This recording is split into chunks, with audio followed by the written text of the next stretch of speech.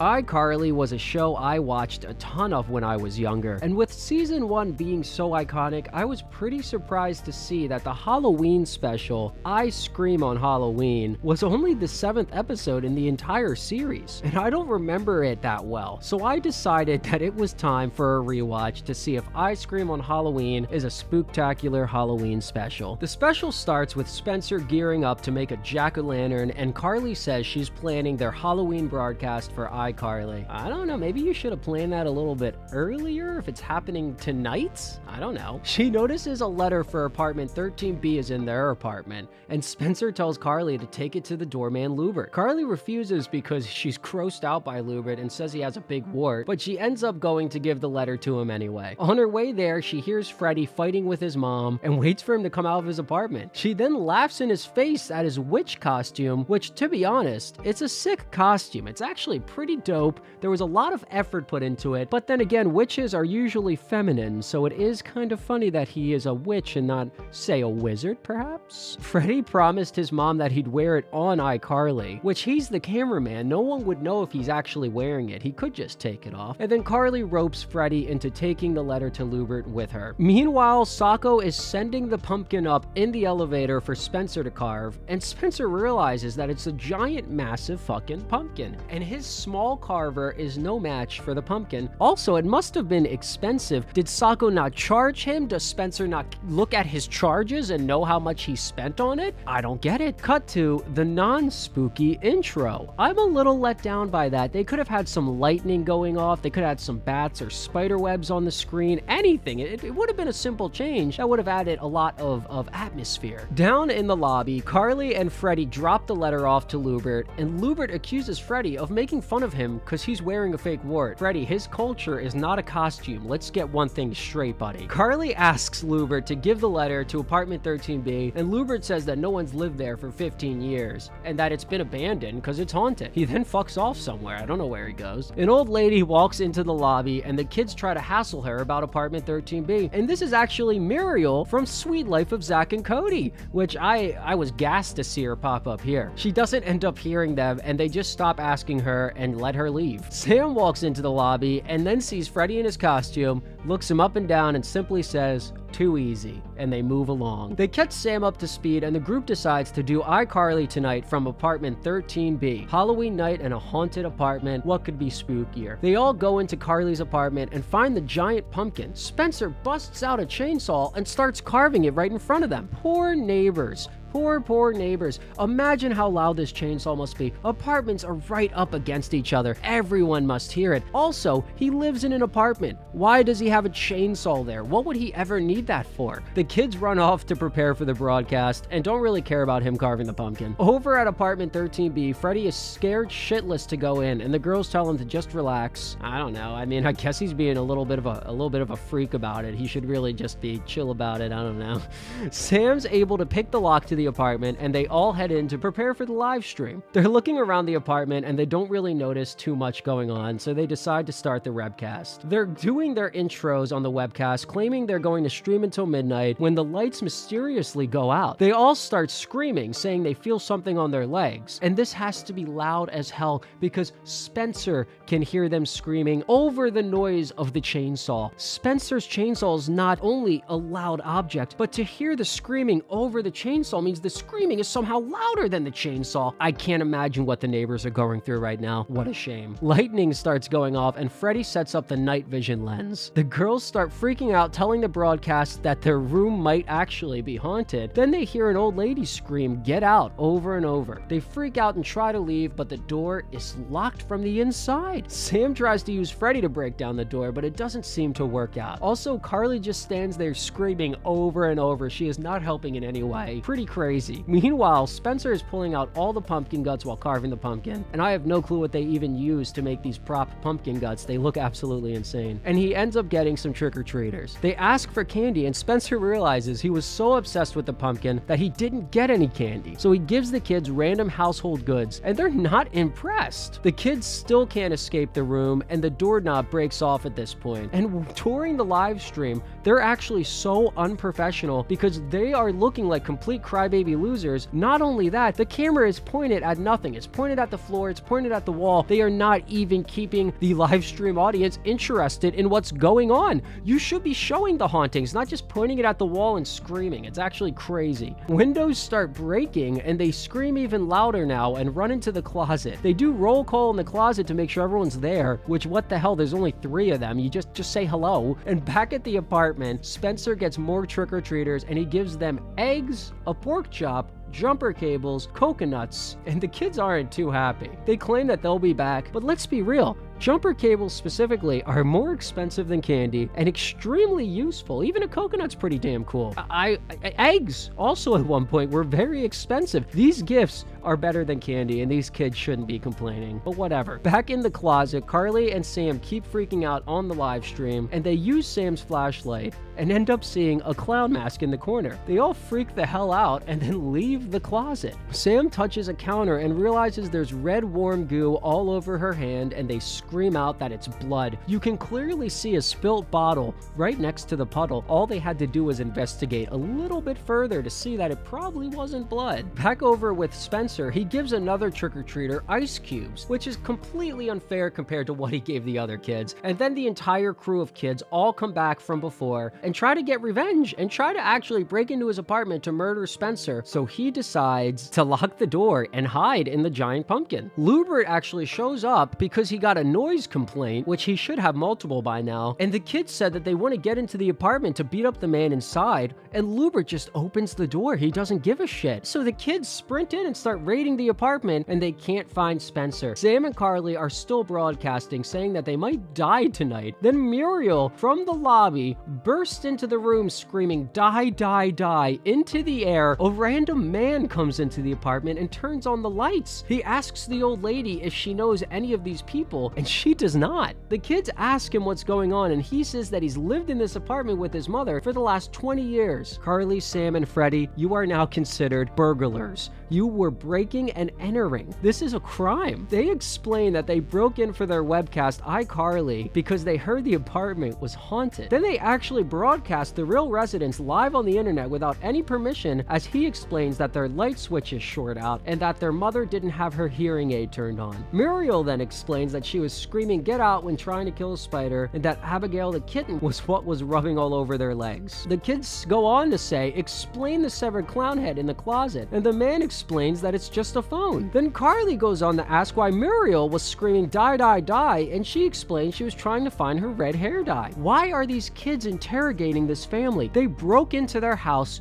did a live stream without permission, and now are interrogating them. This has to be multiple crimes. This is ridiculous. The kids end up apologizing for coming in without permission. Then Freddie asks why Lubert said no one lived here. He shows up out of nowhere and says it's because he's a jerk, then fucks off again. That's crazy. Back at the regular apartment, the kids are still hunting for Spencer when his phone goes off in the pumpkin. He actually answers the call, which what? And the kids find him right away. They push the pumpkin into the elevator and roll it through the lobby. They tell Lubert they're going to roll him into the ocean, and they just push him into traffic instead. They don't live near an ocean in Seattle, Washington. I don't believe. I don't know the area too well. I don't think there's an ocean there. Carly and Sam finish the broadcast from their room and give their outro as Spencer walks in covered in pumpkin guts. He tells the viewers never forget to buy candy on Halloween, and the credits start to roll. So after watching it again 17 years later, I think I Scream for Halloween is a good Halloween special. For starters, I found the entire segment where they reveal what the real hauntings were in the apartment 13B to be extremely funny. I really liked that part. And they low-key borrow the setup of this episode's plot from Ghost of Sweet 613 from Sweet Life of Zack and Cody, which is funny because Muriel is even in both of those specials. However, I do appreciate that this special went in its own direction, while Ghost of Sweet 613's ending implies that the ghost is actually real. I Scream on Halloween simply ends with Carly, Sam, and Freddie becoming home invaders, which is much spookier. And more on that. I love that instead of there being a ghost, the apartment Carly, Sam, and Freddie are simply breaking into and entering into someone else's home. But that's not even enough. The kids then feel the need to interrogate the people whose home they invaded. They broke into their home, then give a full-on interrogation, forcing the residents to explain why their house isn't haunted. They should have left the second they knew what happened. Another thing that's wild, Carly and crew live in Seattle, which is in Washington, and Washington does have some semblance of stand your ground law. So they're lucky Muriel didn't come out packing heat and spraying from the hip. I'm just saying, these kids gotta be more careful. Additionally, remember when Carly and Freddie tried giving Lubert the letter for apartment 13B and he said no one's lived there? Well, that's technically a felony because he was keeping mail from getting delivered to that family. Who knows how many letters didn't get delivered? Because of him, they could have crippling debt from unpaid bills they don't even know about. It's crazy. And as far as Halloween levels in the special go, I feel like they were pretty spot on. There was trick-or-treating, breaking and entering, assault with perhaps attempted murder from the kids when they pushed Spencer into the street, pumpkin carving, and even a good old-fashioned fake haunting. The special captured the spirit of Halloween and does a good job as far as getting me in the spooky mood. And I do appreciate that it's a bit of a rift of sweet 613, but still manages to go in its own direction as well. I think I Scream on Halloween was a nice little special that I definitely think is worth throwing on around Halloween to help you get into the spooky spirit. In fact, watching shows like this is really bringing me back to Halloweens of my childhood, and it's making me just petrified with fear at how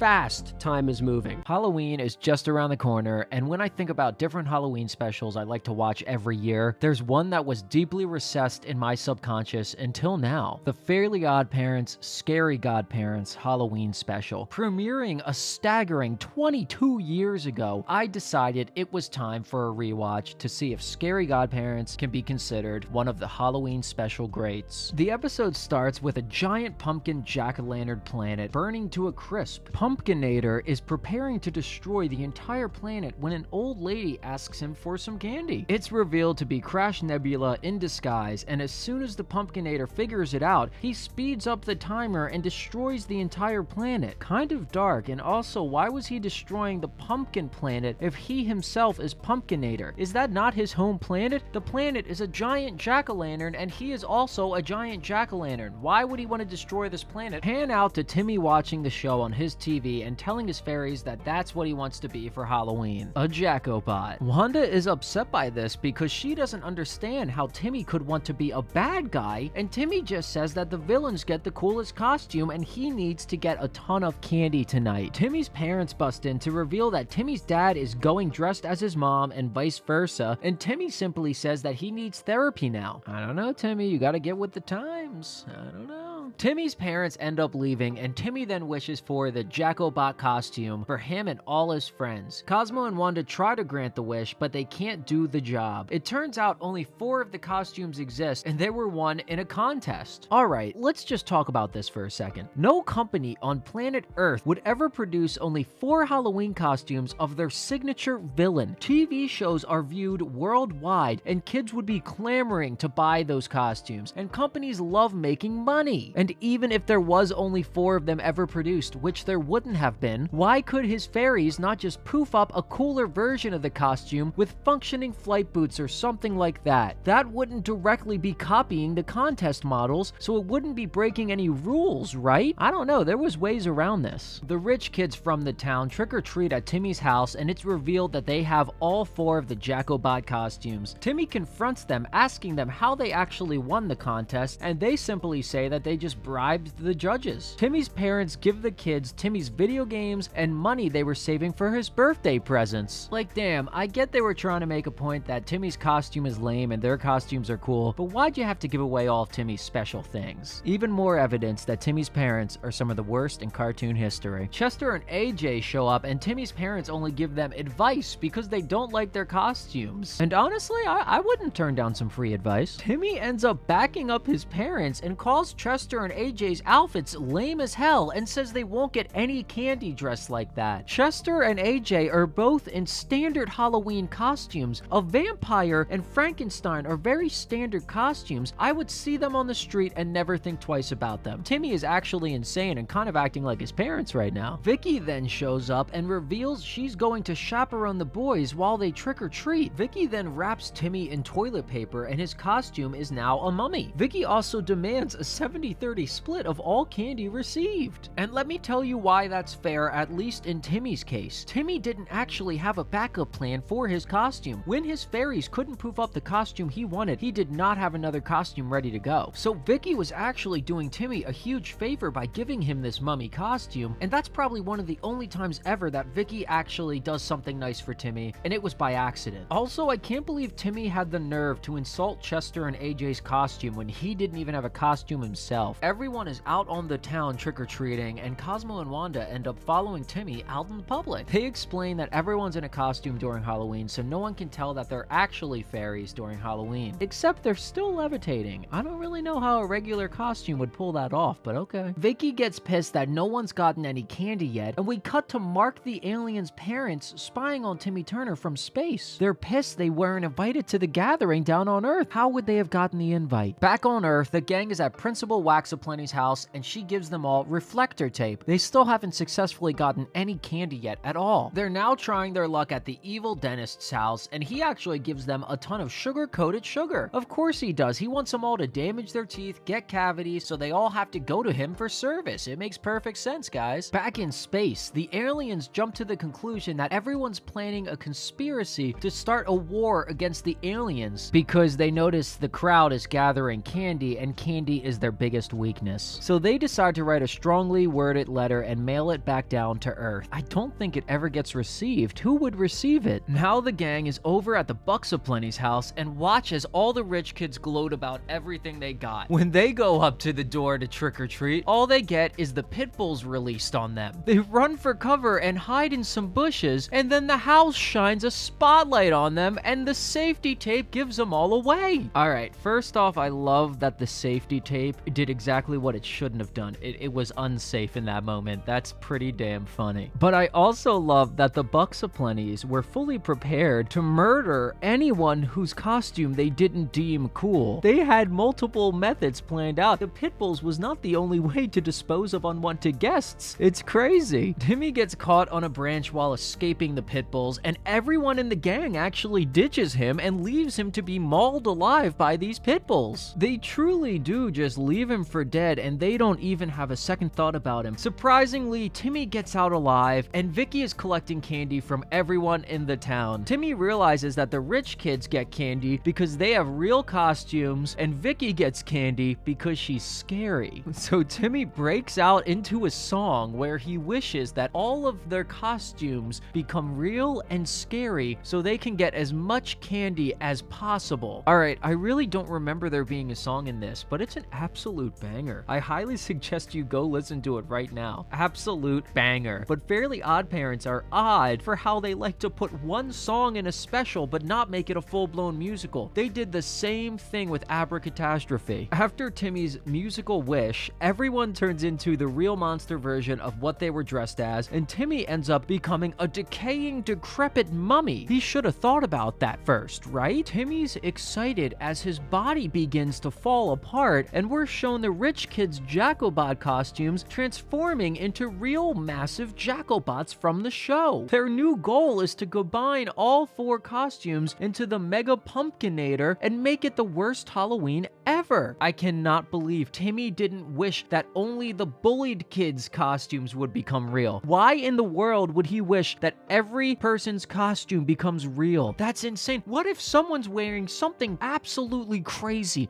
Like, what? This isn't that crazy, but when I was a kid, I dressed as a Dairy Queen Blizzard and a washing machine. Would I have just turned into an edible object or a goddamn laundry appliance if I was wearing that? Kind of a weird wish to involve the entire town in unwillingly. Cosmo, Wanda, and Timmy are walking along and realize Vicky didn't transform into anything. Wanda then says she wonders if everyone else is having a fun time when they transformed, and Timmy is confused. He says everybody, then reacts in horror as he realizes the monstrous world around him. Did Timmy have an out-of-body experience during the performance of his song? Does he not remember making the wish? Is he schizophrenic? He directly wished for everything to be real and scary, and he said it multiple times. Back in space, the aliens are still spying on the Earthlings, and they're very upset. Mark shows up, and his parents explain that the Pumpkinator is a doomsday device that will destroy the entire planet. Mark is excited to see the light show go off until he realizes that Vicky is down on Earth, so he flies down to Earth with his friends to go save her. And for those who aren't in the know, Mark and Vicky had a little fling once. The aliens find Vicky, and she starts insulting their costumes instantly. Timmy's arm flies out of nowhere, and Wanda repairs his broken limb. Timmy then notices Mark and realizes that he's real and not in costume. They overhear Mark telling Vicky that the world is doomed and about to explode, and Timmy wishes everything was back to normal. But Cosmo and Wanda reveal that their costumes became real as well, and they're no longer fairies and cannot grant any wishes. This is my first time thinking about it, but I wonder what happened to Mr. and Mrs. Turner. They were dressed as each other. What happened there? Timmy tells Cosmo to distract Mark, and Wanda takes Timmy's head to the costume store. Mark's trying to leave, but Cosmo stops them to inspect their vehicle after a long nap. They just let Cosmo nap on their spaceship and wait for him to wake up. It's kind of crazy. Wanda and Timmy make it to the costume store, but the last two Jackobots find them and try to murder them on the spot. Timmy notices a clearance bin through a hole that was blown in the wall with different parts of different costumes in it. The four Jackobots finally unite to form the Pumpkinator and start a 5-minute timer until they destroy the entire planet by self-destructing. Wanda throws Timmy's head into the clearance bin, and he creates an epic makeshift superhero costume out of the leftover parts. Timmy takes on the Pumpkinator with his new costume, and it's a pretty dope sequence, I can't lie. They duke it out for a little bit, trading blows back and forth until the Jackobot ends up evaporating Mark's ship. His parents think he died, and his dad just says to unfreeze one of his clones. Absolutely savage. That's crazy. Timmy keeps beefing with the Jackobot, and there's only 1 minute left until the planet is completely blown to bits. And the Pumpkinator ends up capturing Timmy and prepares to explode. Timmy begs Wanda for help, and she realizes that you become whatever costume you wear. She lures in the evil dentist's son and takes his Tooth Fairy costume. She then becomes a fairy again, and Timmy wishes for Halloween to be fake and safe. Wanda grants the wish just in time, and everyone turns back into regular people in normal, safe costumes. Meanwhile, Mark is upset about his ship and sees Timmy. He calls him a stupid human boy, and then Mark asks if they're preparing war against Yugobatanian aliens. And Timmy just says that yes, they are. Look, I get that Timmy was saying this to try to scare Mark away from planet Earth and the Yugobatanian aliens as a whole, but he is picking a fight for all of humankind that no one else gave him permission to pick. Him lying about the humans preparing to go to war against these aliens is absolutely ridiculous. I mean, now the aliens have a chance to prepare for a war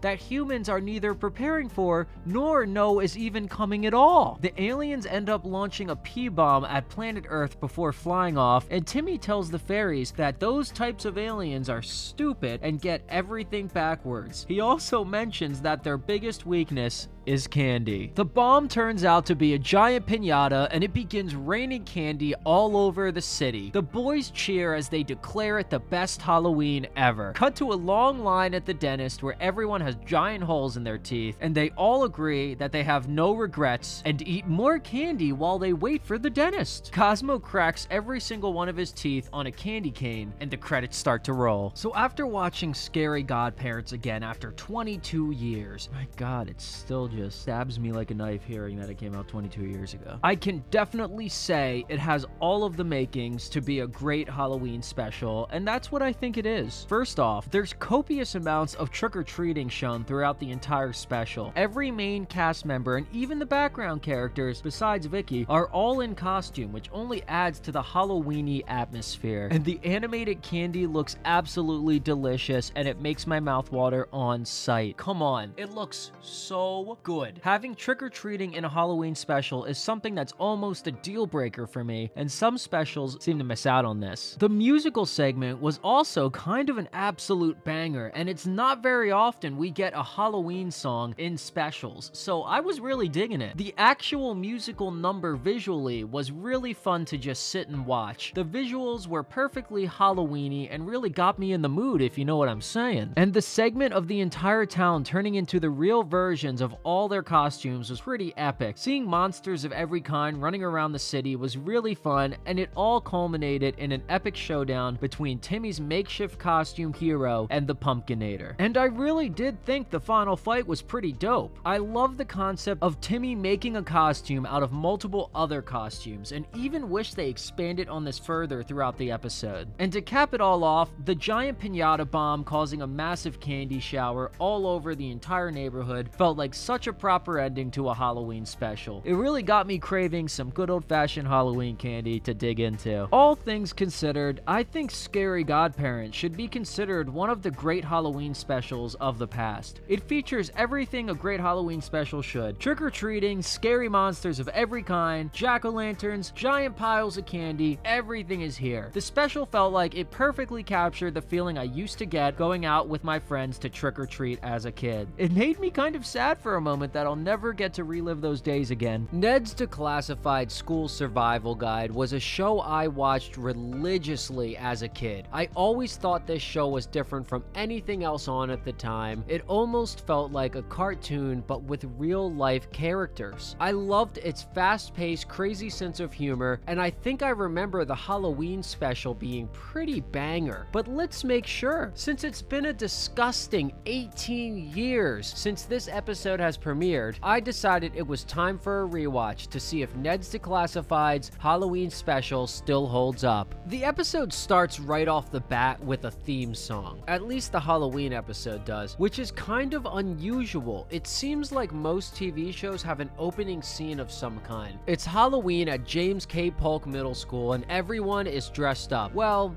everyone except for Ned and Mose. They're mad that there's no Halloween party planned for this year, and they think it's pointless to dress up if there's no party. Meanwhile, Cookie strolls in, strutting his stuff in a nice-ass costume, and Ned says that that's something he used to do back in 3rd grade. Kind of harsh, Ned. Maybe you need a tip about being nice to your best friend. The elderly, senile former principal shows up and tells Ned, Mose, and Cookie that they're in charge of planning the Halloween party. Excuse me?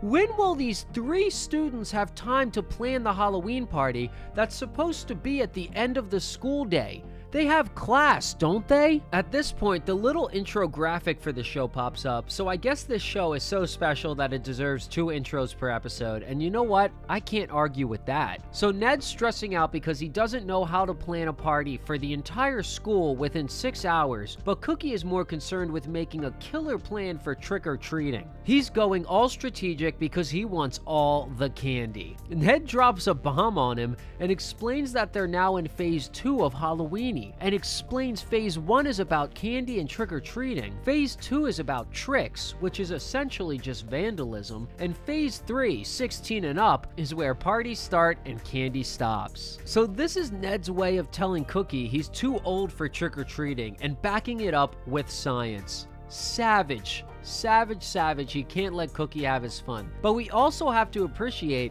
that with this rating system, Ned gives out some solid advice. He implies that once you're 16 or older, that you need to stop vandalizing things. No more tricks, it needs to stop, or you'll potentially be tried as an adult. That's solid advice. Impressive thinking from Ned. I also think it's interesting he says Halloween parties start at 16? What happens at those parties, Ned? Is he potentially condoning underage drinking? Cookie has a breakdown at the thought of never trick-or-treating again, a relatable middle school moment for some, and then the old senile principal tells them over the PA to plan the scary party, and the entire school is waiting on them. The kids decide to go to Gordy and Krubs for help, an unlikely duo, and Cookie cooks up a plan. The whole squad gets to work on the Halloween party, and a sick montage of them preparing for the party starts playing. And once the montage ends, all they completed was a sign for the party, and that's kind of fucking hilarious. Cut to the entire party actually being set up, and it looks very spooky. Good job, team. Ned and Mosley have costumes on now, which where did they even get them? Did they just keep those in their lockers all day in case the party happened? And Cookie is in another costume. He already had a different costume on. Is that not good enough? Why does he have two costumes on hand ready to go at middle school? We see the haunted hallway, which actually looks pretty dope, and learn that Krubs and Gordy spent the entire year's art budget on the haunted hallway.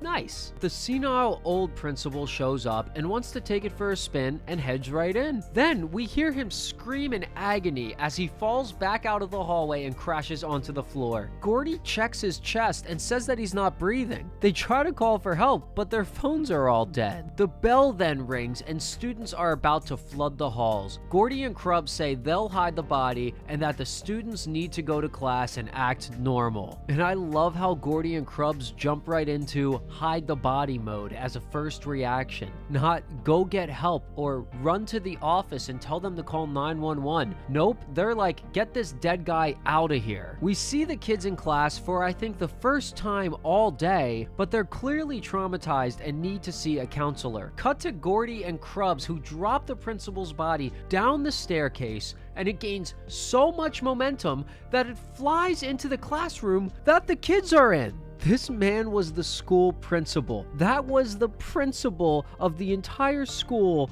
and they're throwing his body around the halls. The kids freak out, but then try to play it off. They sneak around trying to hide the body before anyone can see they're carrying a corpse through the halls. Their teacher sees the principal's corpse from around the corner and asks him if he's seen Ned Bigby. The kids use him as a meat puppet to say no. The science teacher doesn't recognize Ned's voice somehow, despite knowing him quite well as a student, and they carry on. But despite all the efforts of being sneaky, of course, all of the kids in the hallway end up seeing Ned, Mose, and Cookie with the dead body, and they flee in terror. The group then decides that they need to show the school that the principal is still alive so that no one is actually traumatized. They end up using ropes and sticks to puppeteer his dead body into his old office so that students believe he was walking and alive. This is so insane, I don't even know how to make jokes about it. It's just unhinged, and I love it. They're in the office deciding what to do next when suddenly they hear the dead principal's voice on the loudspeaker. He then pops out of his chair and says, "Boo, you guys were really hard to scare." The old man explains that he was able to fool them because he has a metal plate in his chest so they couldn't feel him breathing, but Gordy says, "You had no pulse," to which the old man replies, "He simply has no pulse." Oh my god, is he a zombie? If you think about it though, while he was faking being dead, they threw his body all around the hallways. How is he not bruised? How does he not have broken bones? How did he not flinch? He didn't even say ow. He didn't break character once. He committed to the bit, and it's absolutely brilliant. Krubs can't handle this insane reveal that the old man is still alive, and he has an aneurysm, and the rest of the crew just have a kicking Halloween party. Ned tells us not to miss out on Halloween fun and suggests that we should throw our own party if our school doesn't already have one organized. I'm not gonna do that, Ned. He also tells us to build our own haunted hallway. Just walk down the street where I live. That's a haunted hallway, and it's free. Finally, he says that no matter what phase of Halloween-y you are, it's never too late to go back to phase 1 and get some free candy, as we see the gang trick-or-treating with Cookie after all, and it's kind of a sweet ending for such a batshit crazy episode. I'll go more in depth after the full plot breakdown, but just real quick, I gotta say, I love how absolutely unhinged the plot is to this episode. An old man pretending to be dead in front of the entire student body to scare a select few people is so funny. Alright, on to the next part. We see the outside of the middle school, and the name has changed to James K. Polk Middle Ghoul. Ned is busy cramming for his BAT exams, but when he tries to turn into a bat, he turns into a goat instead. His teacher reminds him he needs to turn into a bat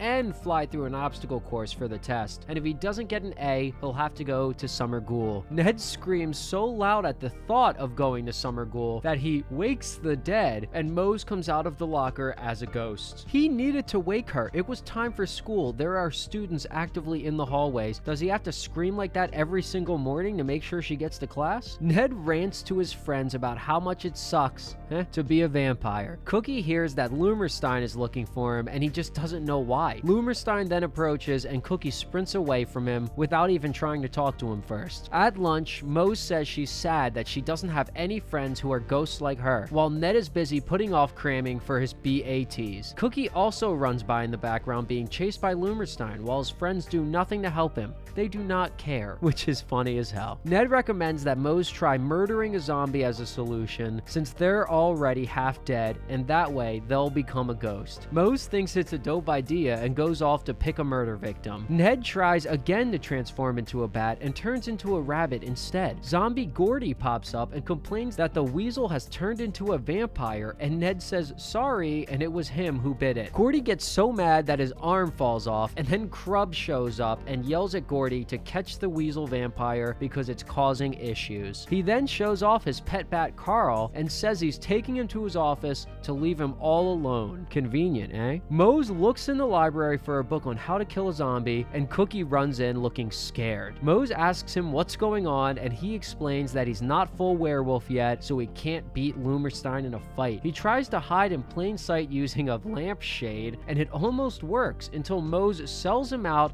and the chase continues. She has absolutely no problem letting one of her best friends get got. She's too busy looking up books on how to murder people. Mose is hardcore, and I kinda like it. Ned and Gordy sneak through the air vents and try to steal Crub's bat so he can take the BAT exam for Ned. Ned grabs a hold of the bat successfully, but Gordy's arms fall off and Ned falls to the floor. Carl the bat ends up getting loose, and the plan has failed. Meanwhile, Mose tries to convince zombie Lisa to die, and she declines. Lisa suggests Susie as an alternative, which is savage, so Mose tries to kill Susie with an axe, but fails. Why did Mose ask for Lisa's permission to kill her, but with Susie, she's okay with just murdering her. No permission needed. That's kinda wild. Cut to Ned successfully transforming into a bat this time, then crashing into a wall. We get a montage of Ned as a bat trying to learn to fly, and mixed into the montage, Mose is trying to assassinate Susie in multiple ways, Gordy is trying to capture the weasel, and oh my god, the effects. Jesus. And Cookie is running and hiding in fear. A real action-packed montage, I gotta say, 10 out of 10. Crubs finds